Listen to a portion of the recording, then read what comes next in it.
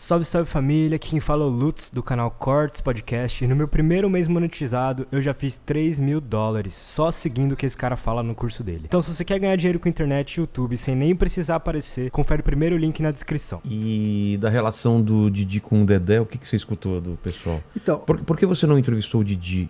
não, E eu nem ia o Dedé. entrevistar. É. Eu ia entrevistar. Porque o Dedé, eu vi você no De Noite com o Dedé, numa entrevista. O que acontece aí? Esse meu primeiro livro, O Cinema dos Trapalhões, eu entrevistei 132 pessoas. E era natural que dessas 132, algumas não falassem bem do cara. O Renato me recebeu na casa dele. Foi o último cara que eu entrevistei, foi o Renato Aragão. Fui na casa dele, cara. Puta, foi uma das maiores emoções da minha vida. Ir lá na casa dele, chegar lá, ver aquele rapazinho, porque a televisão, você idealiza os caras, né? Você fala, esse cara é um cara... Chegou lá, o Rafael, eu falei, puta que pariu, tô na casa do Renato Aragão, vou entrevistar o Renato Aragão. Eu fiquei quase 2 horas entrevistando ele pra esse livro. Ele elogiou minha pesquisa. Pro livro, não pro livro. comentário. Ele elogiou minha pesquisa. Falou, ó, tô aqui com as portas abertas. Falei, Renato, eu tenho muito mais coisa ainda para falar dos Trapalhões. Eu quero escrever mais livros, quero fazer mais coisas, como de fato eu vou fazer, né? Eu lancei essa das HQs, vou lançar essa biografia em primeira pessoa e tenho outros projetos dos Trapalhões, porque eu acho que é um tema infinito. Então ficou uma imagem muito boa. Criamos uma imagem muito boa. Essa biografia que eu fiz a matéria para a Folha conta com 2 depoimentos meus nesse livro dele. Eu falo do cinema e falo das HQs. E ele usa meus 2 livros como fonte bibliográfica do livro dele. Tá.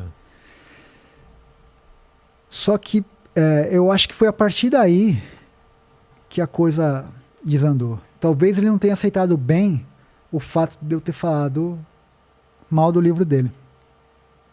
Ele não soube separar o jornalista do fã. E o que acontece? A esposa dele, a Lilian Aragão, é assessora de imprensa dele. É a que manda na agenda dele. E ela não manja nada de comunicação. Absolutamente nada. Ela não é da área, ela não é do métier. E muito dessa imagem ruim do Renato Aragão se deve a ela. Talvez, se ela fosse uma pessoa, ou ele colocasse uma pessoa que fosse da área, essa imagem que o Renato tem hoje, qualquer coisa que você vê hoje, uma notícia relacionada ao Renato Aragão, você vê os comentários, 98% são de pessoas xingando ele. Um cara que fez tanto pelo país, assim, em termos de cinema, televisão, formou quantas e quantas pessoas. É um cara que hoje, se ele tivesse que sair na rua, ou uma notícia que fosse, todo mundo tinha que falar, porra, o Renato, o cara é um gênio e tal. Hoje a maioria das pessoas xingam ele. Por quê? Ele tem uma imagem que é uma imagem ruim. E essa imagem ruim, muito em razão da esposa dele. Vou citar alguns exemplos. Eu participei do Persona em Foco, que é um programa da TV Cultura que homenageia determinado artista. Já passou por lá Tarcísio Meira, grandes caras da teledramaturgia. O Dedé foi um dos homenageados e eu fui um dos entrevistadores. Esse programa é homenageado e ficam 2 entrevistadores. Era eu e a Silvia Massari, que é uma figura histórica dos Trapalhões, uma atriz histórica. E aí no final, durante o programa, eles chamam pessoas para mandar uma mensagem, sabe? Vamos supor que você fosse lá. Aí eu pedi pro Mandíbula, falou, Mandíbula, manda uma mensagem do Vilela e tal. Pô, que legal trabalhar com o Vilela, um cara que eu conheço e tal. Cada um fazia uma coisa. O Carlos Alberto de Nóbrega mandou uma mensagem, outros mandaram uma mensagem. Acabou o programa, eu falei, eu não vi o Renato aqui. Daí a produção falou assim, ele não quis gravar. Eu falei, cara, trabalhou anos com o Dedé, custava, porque os caras gravavam no celular e mandavam, sabe? Custava perder 1 minuto e falar, ô Dedé, que legal que você está sendo homenageado e tal. Não mandou. E por que não mandou? Por conta disso, cara, assim, é mal assessorado. Porque se fosse bem assessorado, fala assim, Renato, manda, senão vai pegar mal, as pessoas vão reparar. Um monte de gente falou, ué, cadê o Renato? Entendeu? Daí fala, pô, o Renato não quer prestar uma homenagem ao Dedé. Então cria essa imagem. Tô te dando um exemplo de vários. Entendeu? Assim. Então, esse tipo de assessoria faz mal a ele. O Carlos Alberto, o Dedé participa da Praça é Nossa. Quando a Globo não renovou com o Renato, o Carlos Alberto falou, meu sonho é trazer o Renato aqui para a Praça é Nossa, para fazer um quadro. Dedé? O Renato. Tá. O Dedé participa. Mas o Carlos Alberto falou isso nos meios de comunicação, falou, meu sonho é o Renato aqui na Praça é Nossa. Custava, o SBT ia pagar uma passagem de primeira classe para ele. Gravar 5 minutos, uma homenagem, o que for. Cara, quantos humoristas, quantos caras legais foram na Praça é Nossa? Carlos Alberto, cara, estendeu a mão pro Renato e pro Dedé. Lá atrás. O Carlos Alberto foi redator dos Trapalhões por muito tempo. O pai e o filho. Ah, é? Eles chegaram a participar da Praça da Alegria. Chegaram a participar. Gustavo, o Dedé, o Renato com uma dívida de gratidão, falou, eu vou até lá. Participar, fazer um quadro. Não foi. E nem responde. Entendeu? Não cria uma imagem de antipatia. Você conseguiu entrevistar o Dedé. Mas eu duvido que você consiga entrevistar o Renato Aragão. Você acha que ele não dá entrevista? Não dá. E ele tá processando o Rafinha, sabe disso? Então, você vê que coisa mais sem graça, cara. Assim, o humorista, ele tinha que ter o espírito do Didi. O Didi era um cara que zoava todo mundo. Ele não chegava lá, zoava o Mussum, Pássaro Grande, Dedé. Isso aí camufla. O Zacarias. Todo mundo, o Didi zoava, cara. Ele tinha que ter um pouco... Fala, o cara me zoou. Foda-se. Ou usou o Rafinha, manda uma piada. Agora, processar por causa de um comentário que do TikTok dele é horrível mesmo, cara. Qual que é o problema de o cara emitir essa opinião? Falando, que papelão. A piada é que ele estava sequestrado, né? Assim. Então, o que acontece nisso também? Essa é uma opinião minha. Que hoje é difícil até dar opinião, que os caras acham que... Mas assim, a esposa dele pega carona com ele. Então o que ela faz? Ela quer ser uma influencer. Então ela usa da popularidade do Renato para ganhar seguidores. Então ela faz esses vídeos bizarros dele dançando, tal, não sei o quê. Até me lembrou esse livro que eu vou fazer, a biografia dos Trapalhões, eu entrevistei o Boni. Tá. E o Boni falou uma vez pro Renato, que ele em 89, o Boni percebe que os Trapalhões, os índices de audiência estavam caindo e tal. Aí morre o Zacarias, aí o Mussum, ele fala assim, Renato, encerra, para com dignidade. Até um pouco antes da morte do Mussum, ele falou isso pro Renato. É melhor você parar no auge. Ele devia ter ouvido o conselho do Boni. Porque esses vídeos do TikTok acabam com qualquer reputação do Renato. Você vê que é uma coisa muito forçada, né? E é uma coisa muito mecânica, porque assim, ela posta e ele já responde em seguida, mas não é ele que responde, é ela que responde pra ela mesma, sabe? Gatona, eu te amo, tal, uma coisa muito... Enfim. É que eu não vejo TikTok, então não sei. Não, mas é no Instagram que ele coloca também. No Instagram? Uns vídeos, umas dancinhas e tal. E ele podia chegar pro Rafinha e falar, se eu sou sem graça, imagina você, sabe? Dá uma... Devolver. Piada, Agora, processar. E aí sugira o quê? Fala, porra, olha só que coisa idiota, né? Porque o processo é uma forma de censura, né? A ditadura acabou, mas tem outros tipos de censura, né? O cancelamento é um tipo de censura. Hoje as pessoas se autocensuram com medo de serem canceladas. Ou de não falar as coisas que eu estou falando do comentário com medo de ser processadas. Entendeu? Eu não estou cometendo crime algum. Mas entendeu? Um advogado do Didi já falou Já falou comigo. Falou o quê? Já me ameaçou. entendeu? Nesse meio do processo do documentário, como eu sou um jornal do Rio, acho que se não me engano o Extra, fez a primeira matéria a respeito do documentário. Ele ainda estava em produção. E aí, enfim, conversei por mais de 1 hora com o jornalista e tal, e teve uma hora que o jornalista falou, e aí? E o Renato falou, o Renato não quis falar comigo. Qual que foi a manchete? Renato se recusa a falar com Rafael. Começou a encavalar uma série de outras matérias. Cara, o documentário, é isso que eu falo. É o documentário que ainda não existe, que ainda ninguém viu, mas é o mais falado de todos os tempos. Foi 4 páginas da Veja, foi capa da Folha, Estadão, foi... Tô indo em vários... Tô aqui, entendeu? Por quê? Porque pela força dos Trapalhões. E pela curiosidade que esse documentário gera. E o que falta para isso aí? Mas só um parênteses. E aí o que acontece? Por conta dessa curiosidade, por conta da força dos Trapalhões, esse documentário cria uma expectativa.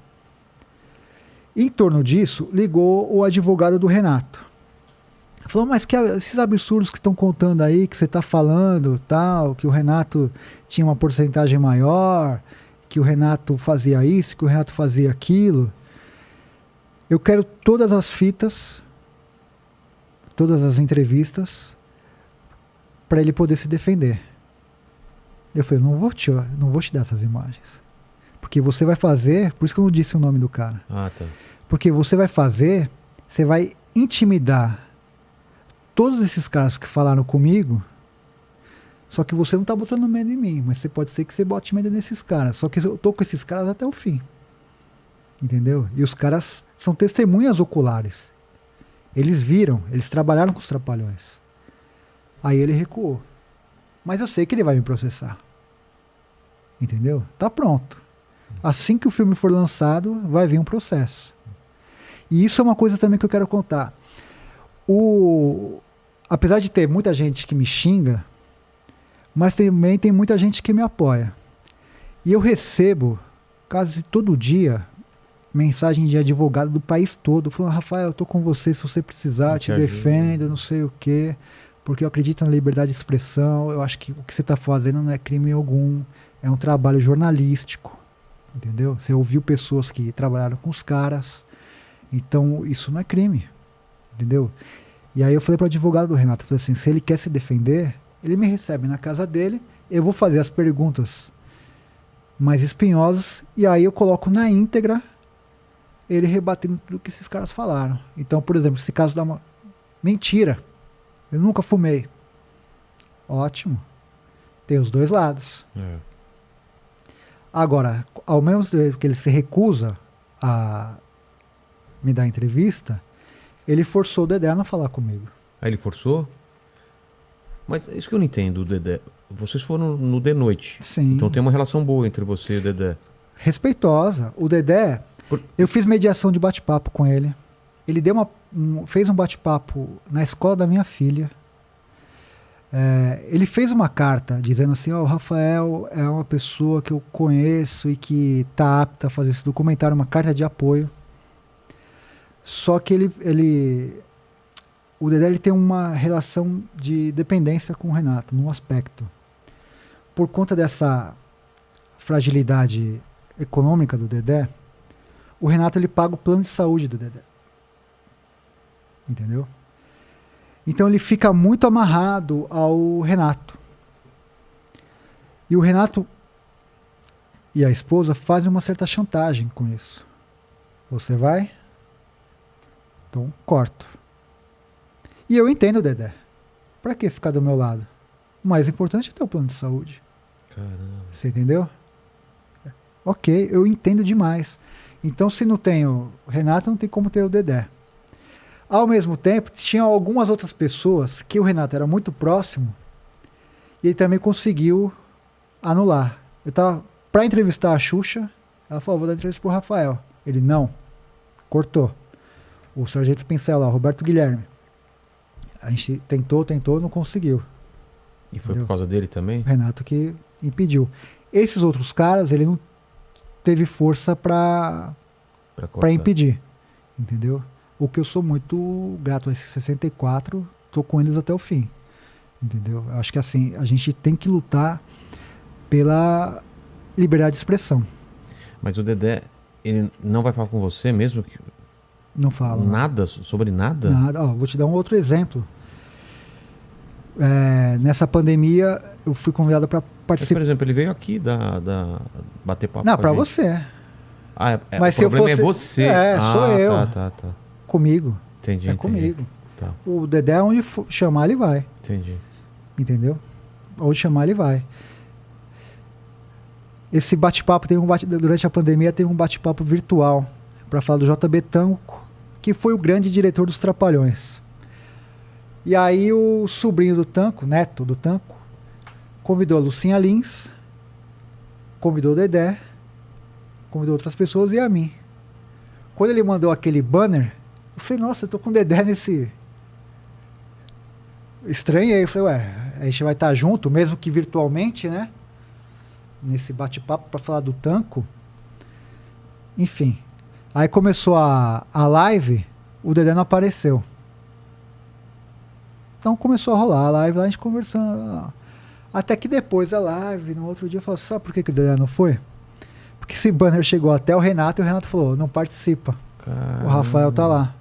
Porra, que dó, cara. Então assim, é uma série de censura, o cara fica tesourando, entendeu? Eu acho isso chato. Tanto é que assim, o que eu acho que ele tem que fazer, e o que ele tá fazendo, ele tá fazendo um documentário para rebater o meu, Quem? O... Renato Aragão, Ah, é? produzido pela O2 Filmes. Pela O2, É. pô, então vai ser um puta documentário. Mas assim, eu tenho certeza, e isso modéstia as favas, que o meu vai ser melhor que o dele. Porque os caras que eu entrevistei, ele não vai conseguir entrevistar. E as histórias que eu tô trazendo, ele não vai conseguir trazer. E a pegada do meu filme é diferente do filme dele. Entendeu? Eles fizeram uma vez um documentário chamado O Mundo Mágico dos Trapalhões. Foi dirigido pelo... Agora eu não lembro o nome.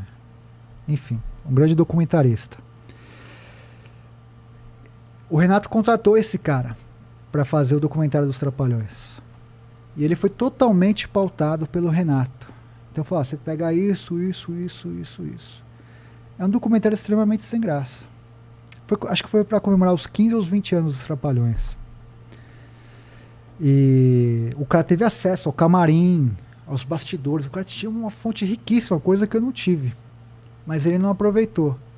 Ele não aproveitou por conta do Renato. O Renato aparece em 80% das cenas e os outros nos 20%. Mas é aquela coisa, olha que coisa linda. O título já diz, o mundo mágico dos Trapalhões. Entendi. Então foi aquela coisa apoteótica. Mas tem data já de lançamento desse documentário do Renato? Eu acho que ano que vem. Ano que vem. Tá em produção. E o seu, o que falta pra lançar? Falta coragem. Mas tem material suficiente já. Falta coragem de alguém pegar e dar a mão e falar, vamos junto. Quanto você tem de material? Quanto tempo? Você tá editado já? Tem mais de 100 horas. E editado? Bruto.